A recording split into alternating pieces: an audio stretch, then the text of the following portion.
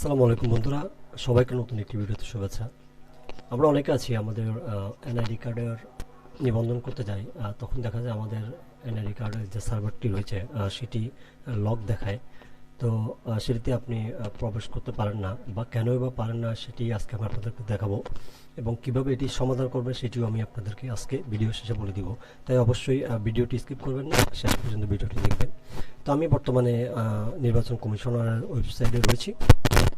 তো এখান থেকে সর্বপ্রথম বাম সাইডে যে অপশনটি দেখতে পাচ্ছেন এনআইডি অনলাইন সার্ভিস, আপনারা সরাসরি এই অপশনটিতে প্রবেশ করবেন।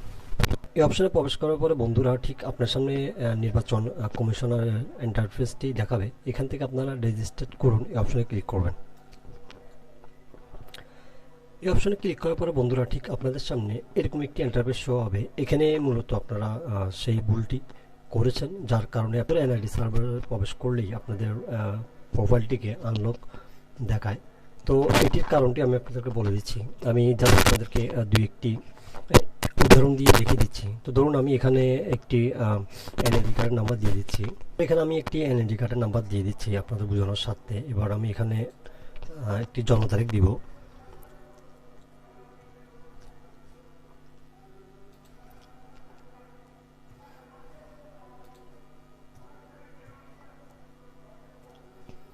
ঠিক আছে, এটি দেওয়ার পরে আমি নিচে একটি ক্যাপচা দেখতে পাচ্ছেন, আমি ক্যাপচাটি ফিল আপ করে দিব।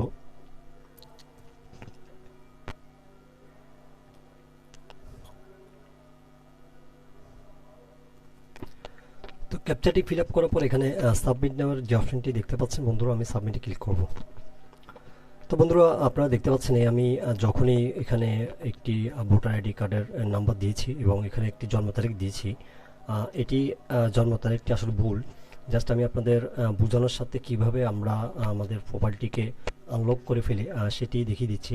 তো এখানে দেখতে পাচ্ছেন অপ্রত্যাশিত সমস্যাজনিত একটু পর আবার চেষ্টা করুন। ঠিক আছে, তো এখানে মূলত ওনারা বলতে চেয়েছে ওনাদের সার্ভারে জনিত কারণেই আপনার ভোটার আইডি কার্ডটি তারা খুঁজে পায় নাই। ঠিক আছে, তো এখানে আমি মনে করেন যেহেতু একটি ভুল এনআইডি কার্ডের নাম্বার দিয়েছে, তো এইভাবে আপনারা যখন বারবার সর্বোচ্চ 4 থেকে 5 বার আপনারা এইভাবে আপনাদের এনআইডি কার্ডের জন্ম তারিখটি যখন ভুল দিবেন, তো ঠিক তখনই এখানে আপনাদের একটি লেখা আসবে বারবার ভুল জন্ম তারিখ দেওয়ার কারণে আপনার প্রোফাইলটিকে আনলক করা হলো।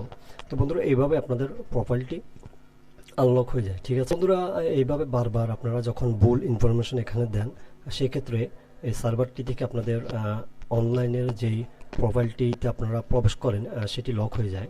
তো আপনি এবার এই লকটিকে কীভাবে আনলক করবেন? ঠিক আছে, এই লকটিকে আনলক করার জন্য বন্ধুরা আপনাদেরকে সর্বপ্রথম যে কাজটি করতে হবে সেটি হচ্ছে, আমি আবার তাদের হোম পেজে চলে যাচ্ছি।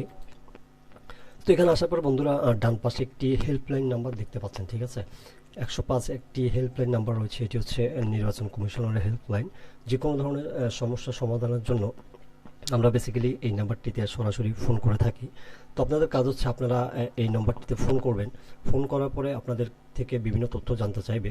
ওগুলা দেওয়ার পরে ঠিক আপনাদেরকে বলবে সরাসরি কাস্টমার প্রতিনিধির সাথে বা যে কোনো ধরনের সমস্যা সমাধানের জন্য আপনারা এক চাপুন। ঠিক যখনই আপনাদেরকে এই ধরনের কোনো কথা বলা হবে তখনই আপনারা এক চাপবেন। এক চাপার পরে সরাসরি আপনার কলটি যে কোনো একটি কাস্টমার প্রতিনিধির কাছে পৌঁছে দেওয়া হবে। তখন আপনাকে বিভিন্ন ধরনের তথ্য উনি জিজ্ঞেস করবে যে আপনি জন্ম তারিখকে ঠিক দিয়েছেন কিনা। তো আপনি তখন বলবেন আমার আমার জন্ম তারিখটি ভুল দিয়েছে কিনা আমার সঠিক জানা নেই। এই ধরনের তথ্য আপনি যখন তাকে দিবেন, সে আপনার তথ্যগুলোকে পুনরায় দাস্টেবে করবে এবং উনি দেখেই বলে দিবে আপনার কোথায় ভুল ছিল। ঠিক আছে, তো উনি সঙ্গে সঙ্গে আপনার ভুলটিকে সংশোধন করে দিবে। তো বন্ধুরা মাত্র কয়েক মিনিটেই এইভাবে আপনারা কাস্টমার প্রতিনিধির সাথে কথা বলে আপনার সার্ভারের যেই অফিসিয়াল ওয়েবসাইট রয়েছে এখানে আপনারা খুব সহজেই প্রবেশ করতে পারবেন এবং আপনাদের লক হওয়া প্রোফাইলটিকে আনলক করতে পারবেন।